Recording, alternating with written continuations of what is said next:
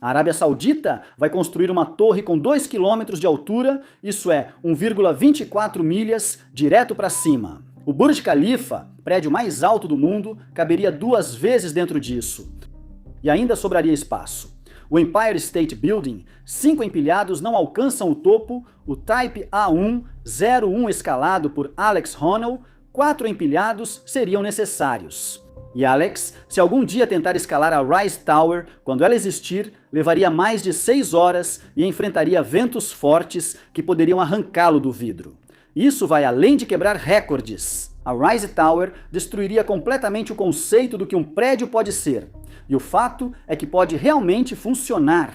Bem-vindo à Rise Tower, o projeto de construção mais ambicioso da humanidade. Um prédio tão alto que vai atravessar camadas de nuvens, enfrentar diferentes condições climáticas em andares diferentes e exigir tecnologia que ainda não foi comprovada nessa escala. É ou o futuro da arquitetura urbana ou o exemplo mais espetacular da arrogância humana desde Babel. Possivelmente ambos. A Rise Tower. Antes de começarmos, vale lembrar que tudo citado no vídeo ainda é especulação com base nos planos do edifício.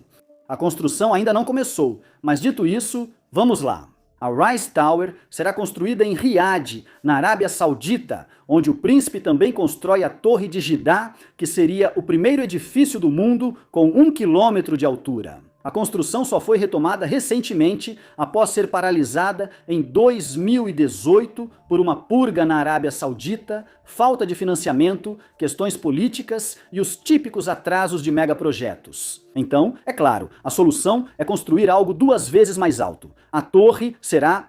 Isso é a coisa mais sensata de todas. A torre será capaz de abrigar mais de 50 mil pessoas. E esse número, basicamente, significa que não é um edifício, é praticamente uma cidade vertical. Ela terá residências, escritórios, hotéis, centros comerciais, parques internos, escolas, hospitais e até sistema de transporte próprio. Elevadores comuns não bastam para erguer algo a 2 quilômetros de altura. Seriam necessários elevadores de levitação magnética. O prédio deve custar cerca de 5 bilhões de dólares, talvez mais, mas falaremos do dinheiro depois. Primeiro, vamos discutir por que isso é teoricamente possível. A história dos prédios altos é uma história de resolver problemas impossíveis. Durante a maior parte das civilizações humanas, estruturas com mais de 150 metros de altura eram basicamente fantasia. Havia tantos problemas, desde o medo de que o peso do prédio esmagasse suas próprias fundações, até a possibilidade do vento destruí-lo, além do fato de que os materiais necessários para tornar isso possível simplesmente não existiam. Com o tempo, construtores passaram a usar aço, depois concreto armado, e engenheiros criaram elevadores. Cada inovação elevou o limite. Primeiro, o Empire State Building, em 1931, que tinha 381 metros. Depois, o World Trade Center, em 1973, que tinha 417, seguido pelas Torres Petronas, em 1998, que tinham 452. E então, em 2010, o Burj Khalifa chegou a impressionantes 828 metros de altura. Esse deveria ser o limite, pois as cargas de vento aumentam exponencialmente com a altura, tornando os materiais de construção pesados e inviáveis. Bombear água para andares altos requer pressão que estouraria canos comuns. Além disso, prédios altos se movimentam. Eles precisam se mover. Se fossem totalmente rígidos, quebrariam como galhos ao vento e o prédio desabaria. O Burj Khalifa balança de 1,5 metro a 2 metros no topo com ventos fortes, o que é assustador. Imagine um prédio com mais que o dobro dessa altura. Isso dá cerca de 3 ou 4 metros no topo. Mas precisamos reconhecer a equipe de engenharia, pois eles pensaram nisso. Espero que sim, né? O projeto da Rise Tower incorpora algo chamado amortecedor de massa sintonizada, que é basicamente um enorme pêndulo pesando milhares de toneladas, suspenso perto do topo do prédio. Ele se move na direção oposta ao movimento do prédio para neutralizar a oscilação. O tipo A101 possui um desses, uma esfera de aço de 660 toneladas, pendurada no 92º andar. Considerando só a multiplicação, o amortecedor da Rise Tower pesaria entre 3.000 e 4.000 toneladas, equivalente a um pequeno prédio residencial. O que poderia dar errado? Na verdade, muita coisa. Vamos falar disso já, mas antes, sobre a fundação. Antes de construir para cima, é preciso construir para baixo. A Torre Rise exigirá uma fundação de cerca de 100 metros de profundidade. Isso já equivale a um prédio subterrâneo de 30 andares. A fundação será composta por uma enorme laje de concreto, reforçada com uma malha de aço e ancorada à rocha com centenas de estacas profundas. A concretagem levará dias e deve ser contínua. Não pode parar e recomeçar, senão cria pontos fracos. Provavelmente será uma das maiores concretagens contínuas da história. E tem que ser perfeito, porque se a fundação ceder de forma desigual, ou até mesmo alguns centímetros fora do lugar, toda a torre, com seus 2 quilômetros inteiros, vai começar a inclinar. E diferente da Torre de Pisa, isso não vai ser nada charmoso, vai ser um desastre. Por que não é possível construir uma torre de 2 quilômetros da forma convencional? Não é possível construir uma torre de 2 quilômetros com concreto e aço comuns, pois o peso seria inviável. Os andares inferiores suportariam tanta massa que as colunas teriam que ser tão grossas a ponto de ocupar todo o espaço útil. Então, a Torre Rise vai usar concreto de ultra alto desempenho, que é cerca de 5 vezes mais resistente do que o concreto comum. Mas o lado negativo é que enquanto um metro cúbico de concreto comum custa cerca de $100, o de ultra alto desempenho chega a $2.000 por metro cúbico. E a Torre Rise vai precisar de centenas de milhares de metros cúbicos desse material. E tem o aço também. Estamos falando de ligas desenvolvidas para aplicações aeroespaciais. Esse aço suporta estresse extremo, sem deformar e não sofre fadiga após décadas exposto ao vento. Mas também custam cerca de 5 vezes mais que o aço estrutural comum. Mesmo com esses materiais de alta resistência, as colunas estruturais na base da torre precisam ser muito massivas, com cerca de 5 metros de diâmetro, feitas de núcleos sólidos de concreto armado com aço, indo desde a fundação até o 300º andar. E se você acha que a maneira como eu enfatizei o 300 dá a entender que isso é perto do topo, não é. A torre terá 678 andares, o que é insano. Mas essa nem é a parte mais interessante das coisas incomuns que essa torre vai fazer. Com 2 km de altura, a torre certamente vai experimentar diferentes zonas climáticas em diferentes alturas. Em Riad, no verão, as temperaturas no solo frequentemente passam de 40 graus Celsius, enquanto a 2 km de altura, a temperatura pode ser de 15 a 20 graus Celsius mais baixa. Aos 1000 metros, a torre atravessa a camada limite planetária, responsável pelos fenômenos meteorológicos da superfície. Após essa camada, as condições mudam. Mais calmo em alguns pontos, mas também mais extremo em outros. Nuvens se formarão ao redor da torre, e não serão cenas bonitinhas, como se pudesse tocá-las. Dizemos que o prédio provavelmente atravessará as nuvens com frequência, o que gera o problema único do gelo. Em certas altitudes e temperaturas, a umidade das nuvens congela na superfície do prédio e, ao se acumular, adiciona toneladas de peso à estrutura, podendo causar problemas aerodinâmicos. Também existe o risco de que enormes placas de gelo possam se soltar e cair de 2.000 metros, o que seria como foguetes de gelo caindo sobre carros, pessoas e tudo o que estiver no chão.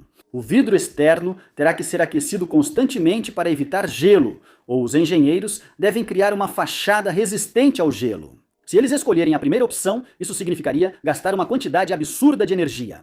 A Rise Tower vai consumir aproximadamente 200 megawatts de eletricidade no pico de uso.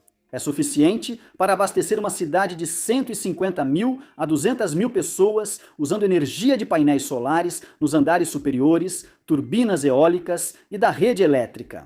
Colocar painéis solares a 2 km de altura aumenta a eficiência, pois ficam acima da maior parte da névoa atmosférica. Com 200.000 metros quadrados de painéis fotovoltaicos, isso supriria só cerca de 10% da energia do prédio. As turbinas eólicas são um pouco mais complexas. Turbinas em uma estrutura de prédio são barulhentas, criam vibrações e exigem muita manutenção. A 2 km de altura, o vento é forte e constante. Se tudo ocorrer como planejado, as fontes renováveis fornecerão cerca de 20% da energia da torre. O restante virá da rede elétrica. 80%. Agora, uma boa notícia. A Arábia Saudita tem recursos energéticos abundantes, como você provavelmente sabe. Então isso não é tecnicamente um problema, mas levanta questões sobre sustentabilidade, não é? Um prédio que consome 200 megawatts de energia pode ser chamado de muitas coisas, menos de sustentável. Ainda há o problema de como a água será distribuída. Normalmente, sistemas de pressão de água alcançam até 100 metros acima disso, são necessárias várias bombas de reforço. Para resolver, a Torre Rise terá estações de bombeamento a cada 50 andares, cada uma pressurizando a água para o próximo segmento com bombas redundantes, garantindo o funcionamento mesmo em caso de falha.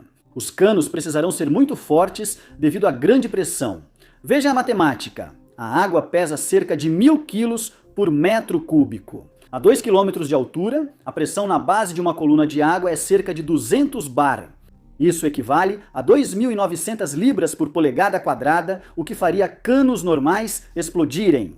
A torre usará tubulação de alta pressão, similar à de aplicações industriais. Além disso, é necessário trazer a água residual de volta, o que a gravidade resolve. Mas o encanamento desse edifício será mais complexo que a infraestrutura de água da maioria das pequenas cidades. Se a torre abastecer cerca de 50.000 pessoas e cada uma usar 200 litros por dia, serão 10 milhões de litros diários. São 10.000 toneladas de água que precisam ser bombeadas para cima e escoadas para baixo todos os dias.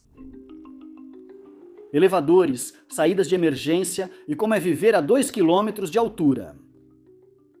Já dissemos que a Torre Rise não pode usar elevadores comuns. Agora explico o motivo. Um elevador convencional alcança cerca de 500 a 600 metros, mais do que isso, e os cabos seriam tão pesados que se romperiam pelo próprio peso. Então a Torre Rise vai usar uma combinação de tecnologias. As seções inferiores terão elevadores tradicionais com cabos de fibra de carbono ultra resistentes em vez de aço, enquanto as superiores usarão elevadores de levitação magnética. É a mesma tecnologia dos trens maglev, onde o elevador é suspenso e movido por campos magnéticos. É assustador porque essa tecnologia existe e já foi usada, mas nunca em um prédio tão alto.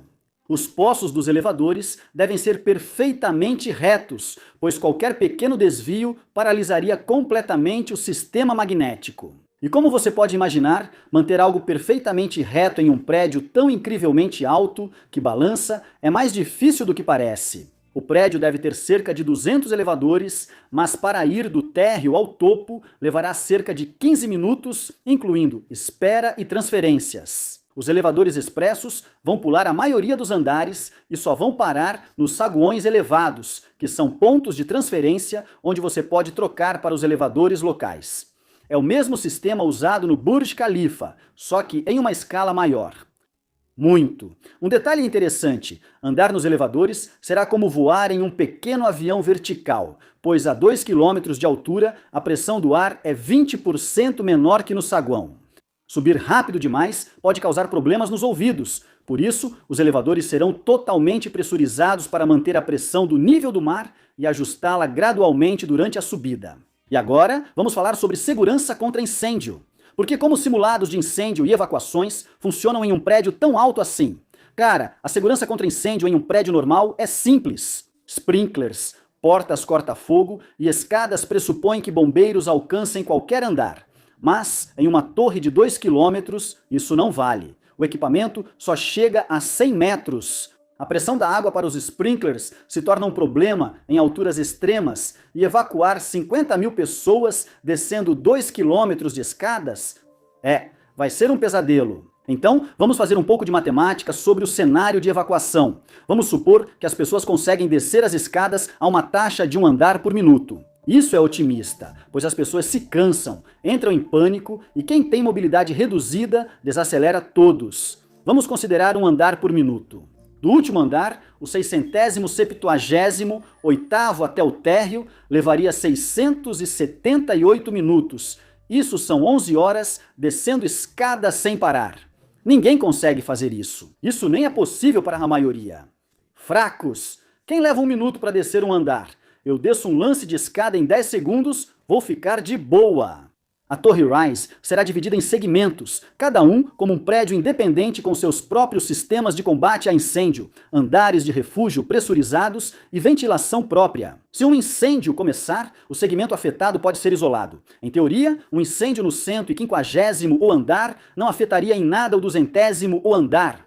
Isso parece depender demais da sorte, pessoal. Cada segmento terá andares de refúgio, que são basicamente zonas à prova de fogo, onde as pessoas podem esperar pelo resgate. E esses andares terão seu próprio suprimento de ar, sua própria água e suas próprias comunicações. Eles são feitos para serem seguros por 24 horas, mas você não ficará parado. Esses andares são os pontos de embarque para os elevadores de evacuação, elevadores especializados e protegidos contra incêndio, projetados para funcionar mesmo durante emergências e transportar as pessoas em turnos. O principal plano de evacuação é evitar incêndios, por isso o prédio terá sistemas de supressão de incêndio de última geração.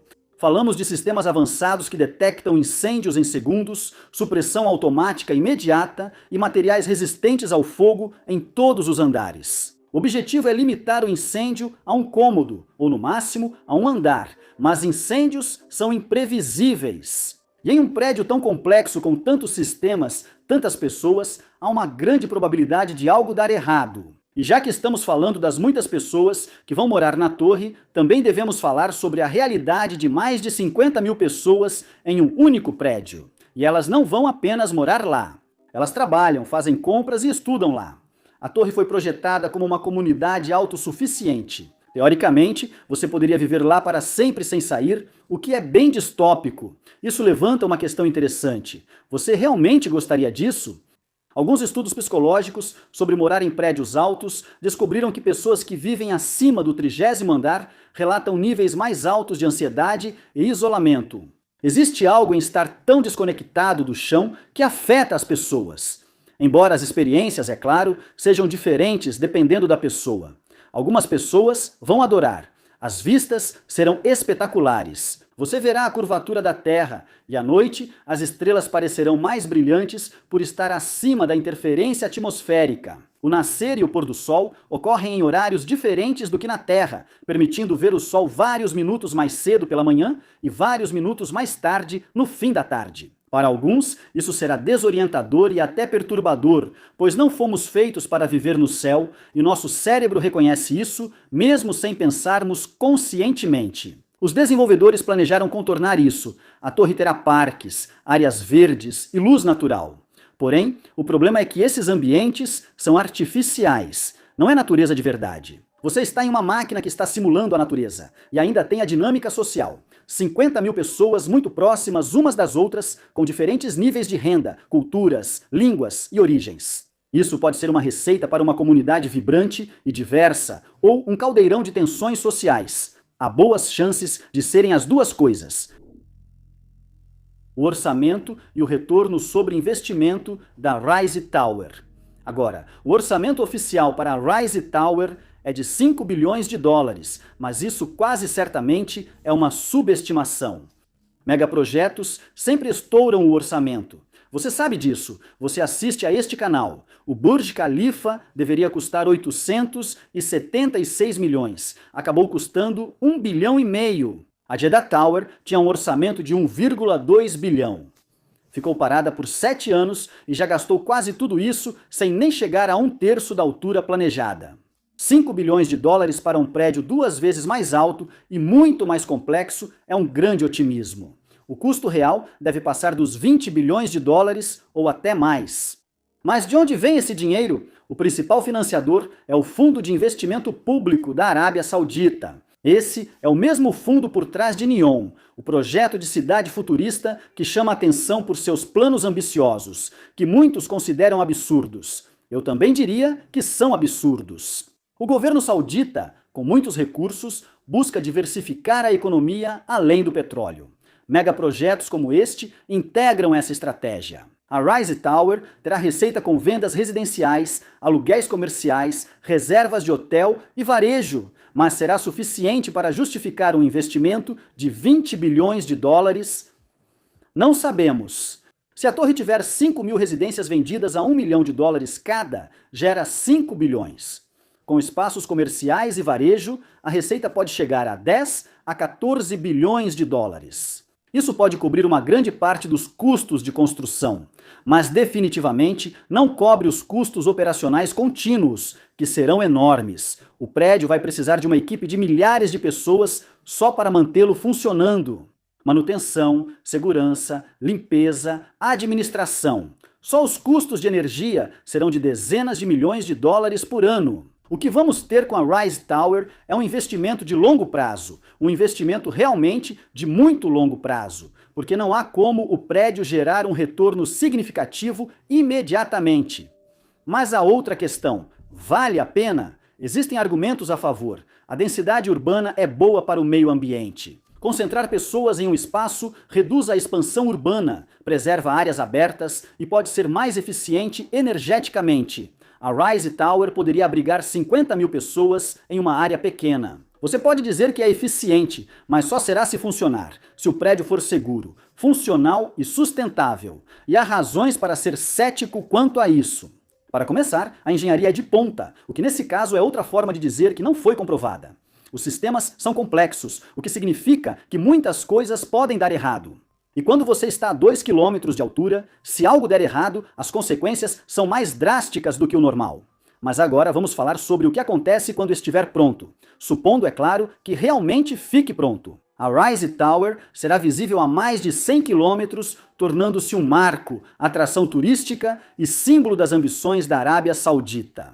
Pessoas do mundo todo virão apenas para ver isso. Os desenvolvedores apostam que a novidade, o prestígio e a ousadia vão atrair o público. Talvez estejam certos. Mas morar na Rise Tower vai ser proibitivamente caro para a maioria das pessoas. Isso significaria que seria principalmente para os ultra-ricos, corporações, turistas com dinheiro para gastar e pessoas que querem poder dizer que ficaram, mesmo que só por uma noite, no prédio mais alto do mundo.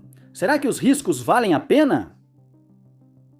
Todo megaprojeto é a própria definição do que significa fazer coisas ousadas. Todo megaprojeto mostra que não se realizam feitos ousados sem perdas, inclusive fatalidades e mortes. Em um edifício como a Rise Tower, os riscos são tão altos que falhas na fundação, núcleo ou sistema de amortecimento podem causar o desabamento. Engenheiros afirmam que a chance de falha é 1 em 1 milhão, mas os muitos fracassos na história fazem duvidar disso. Há a Ponte Tacoma Narrows, o colapso da passarela do Hyatt Regency e a Torre Ronan Point. Todos foram projetados por engenheiros competentes que garantiram segurança, mas mesmo assim, esses projetos falharam de forma catastrófica. Mas isso faz parte de tentar algo quase impossível. E para ser justo, a Torre Rise aprendeu com essas falhas do passado.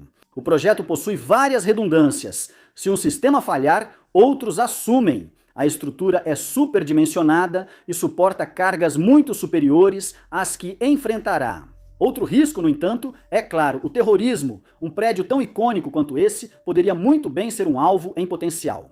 E claro, medidas serão tomadas para evitar isso, mas será que é realmente possível tornar um prédio desse tamanho completamente seguro? Existem pontos de acesso demais, pessoas demais, fatores preocupantes demais. A única certeza é que a segurança será levada ao máximo, como no Burj Khalifa. Mas há um cenário de que ninguém quer falar. E se não funcionar?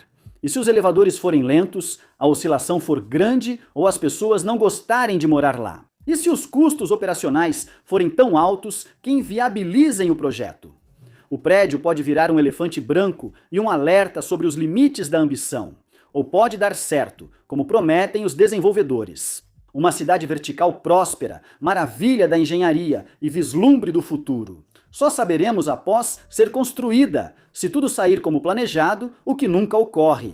A estimativa é que a torre esteja parcialmente concluída até 2030 e só seja totalmente finalizada em 2060. No fim, se der certo, teremos um prédio de 2 quilômetros. Se não, será uma lição cara sobre limites humanos. De qualquer forma, será fascinante de ver. A verdade é que a Torre Rise não prioriza a praticidade, nem busca resolver problemas de densidade urbana ou promover a arquitetura sustentável. Essas são justificativas, não o verdadeiro motivo, que é mais simples. Queremos ver se conseguimos. Obrigado por assistir.